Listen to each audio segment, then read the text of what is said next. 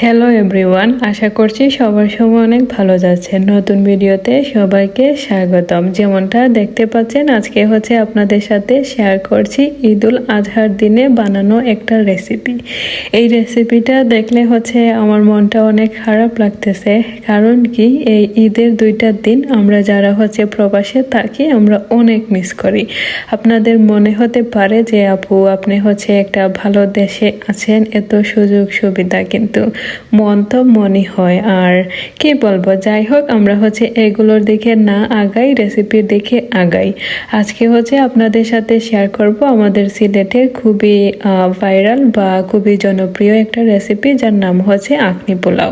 আখনি পোলাও বানানোর জন্য আমি পেঁয়াজ, আদা, রসুন, গরুর মাংস, চাল, তারপরে হচ্ছে এই সবুজ বিন, আলু আর গাজর নিয়েছি।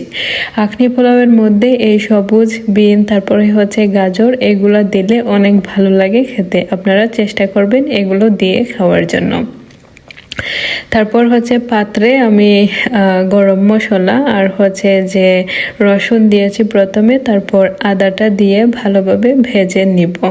আখনি পোলাওয়ের বিশেষত্ব, যদিও আমি হচ্ছে আপনাদের মতো এমন অভিজ্ঞ না, আপনারা অনেক ভালো পারেন, বিশেষত হচ্ছে আস্ত মশলা।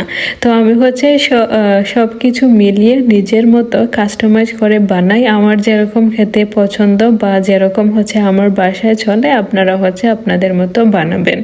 চাইলে পুরোটাই আস্তা মশলা দিয়ে করতে পারেন, তবে আমি পুরোটা আস্তা মশলা দিব না, আমি বিরিয়ানির মশলাটাও দিব, যেটা হচ্ছে আমার খাবারের স্বাদ দ্বিগুণ বাড়িয়ে দিবে। আর যারা হচ্ছে নতুন রাঁধুনি, আপনারা হচ্ছে আমার ভিডিওটা স্কিপ করতে পারেন। আমি হচ্ছে অভিজ্ঞদের মতন না, আমি জাস্ট আপনাদের মনে করিয়ে দেই আর কি। রান্না হচ্ছে আমার ভালো লাগে, কিন্তু সময় স্বল্পতার কারণে তেমনটা রান্না হয়ে ওঠে না। আরও একটা জিনিস হচ্ছে পরিবারের সদস্য সংখ্যা কম।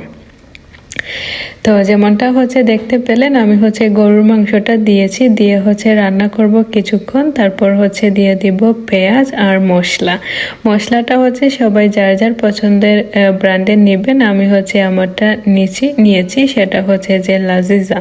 বাহিরে হচ্ছে বিরিয়ানির মশলাগুলোর মধ্যে আমার কাছে এই লাজিজাটাই পারফেক্ট মনে হয়েছে। আরও দু একটা আছে, আখনি পোলাওয়ের হচ্ছে আলাদা মশলা আছে, যেমনটা বললাম আস্ত সব কিছু। তো দেখা যায় যে তেজপাতাটাও ওরা হচ্ছে হালকা গুঁড়ো করে দিয়েছে, তো এগুলো হচ্ছে যায় না খাবারের সাথে।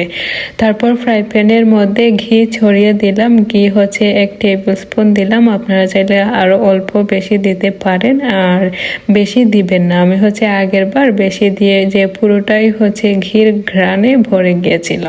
তারপর দিয়ে দিয়েছি হচ্ছে চাল, আমি নিয়েছি হচ্ছে বাসমতি, যেটা হচ্ছে অনেক লম্বা লং ঘি আর কি। তো আপনারা আপনার পছন্দ মতো নিয়ে নেবেন। আমি শুনেছি চিনি গুঁড়া চাল অনেক যায়, আমি 2 একবার বানিয়েছিলাম, খেতে দারুণ হয়েছে। তবে আমার বাসায় হচ্ছে বাসমতি চলে।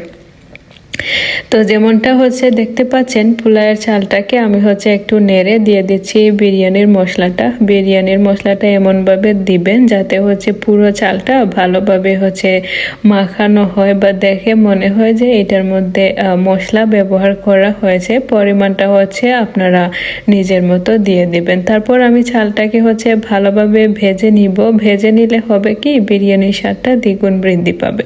তারপর দিয়ে দিয়েছি এখানে বিনটা, যেহেতু হচ্ছে যে সেদ্ধ অলরেডি হয়ে গেছে, এগুলো হচ্ছে অনেক নরম, কি বলবো।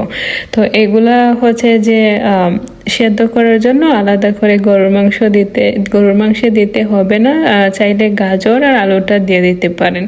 এই সবুজ মটরশুঁটিটা হচ্ছে সব কিছুর সাথে যায়। আমি যখন নুডলস বানাই তখন অল্প করে দেই, বা যখন হচ্ছে ভাত বিরান বা ফ্রাইড রাইস যেটা বানাই কাজে নেওয়ার জন্য, তখন হচ্ছে অল্প করে দেই। হয় কি, আমার খাবারের স্বাদ বৃদ্ধি পায় আর সবজিও খাওয়া হয়ে গেল। এইটা হচ্ছে আপনারা মাথায় রাখবেন। তারপর হচ্ছে যে গরুর মাংসটা এখন দেখার পালা।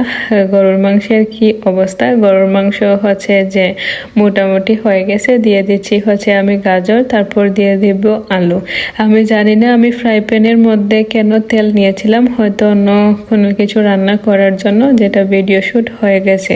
আমি যেহেতু ব্লগার, তো আমার জন্য এই বিষয়গুলো হচ্ছে স্বাভাবিক। যারা হচ্ছে ব্লগিং করেন, আমি হচ্ছে আগে আগ্রহ দিতে দিতাম না। আমার মনে হতো এত পরিশ্রম, এত সময় নষ্ট, কিন্তু এখন হচ্ছে আমি অনেক আগ্রহ দেই। যারা শুরু করতে চাচ্ছেন আপনারা হচ্ছে করতে পারেন, এইটা হচ্ছে আপনাদের জন্য একটা প্রফেশন হতে পারে। তো আমার গরুর মাংস, গাজর সবগুলো মোটামুটি সিদ্ধ দিয়ে দিচ্ছি হচ্ছে এই রাইসটা দেখে বুঝতে পারতেছেন, এটা দেখেই মনে হচ্ছে যে না, এটা হচ্ছে ভাজা হয়েছে। তো তারপর দিয়ে দিলাম হচ্ছে আমি হালকা পানি, হালকা না, যাতে সেদ্ধ হয় সে পরিমাণ পানি। আর কিছু পরিমাণ গরুর মাংস হচ্ছে আমি আলাদা একটা পাতিলে নিয়ে রান্না করতেছিলাম, আপনারা যেটা দেখতে পেলেন। কারণটা হচ্ছে যে এই গরুর মাংসের পরিমাণটা একটু বেশি হয়ে গিয়েছিল, আর অনেকে হচ্ছে ঝুল সহ গরুর মাংস বিরিয়ানির সাথে খেতে চান। আখনি পোলাওটা হচ্ছে এত যে ক্ষীর তার না, একটু শুকনো শুকনো হয় আর কি, কারণটা ছিল সেটাই। তো আজকে হচ্ছে আর আমি তেমন খেয়ে ভিডিও বা এগুলোর ভিডিও নিতে পারি নাই। বিশ্বাস করেন, বিরিয়ানিটা হচ্ছে জশ হয়েছিল। ফেসবুকে চাইলে গিয়ে দেখতে পারেন, ব্লগ ইন সুইডেন আমি অনেকগুলো লাইভ করেছিলাম এবং লাইভে হচ্ছে দেখিয়েছিলাম আমার বিরিয়ানিটা কত পারফেক্ট হয়েছে। তো দর্শক, আশা করছি সবার ঈদ অনেক ভালো কেটেছে। আর দেরি করে ভিডিও আসলো, সবাই হচ্ছে কিছু মনে নেবেন না। আমার সাথে থাকবেন, আমার ইউটিউবে থাকবেন, আমার ফেসবুকে থাকবেন। কথা হবে আপনাদের সাথে অন্য ভিডিওতে। সবাই ভালো থাকুন, টেক কেয়ার, বাই বাই।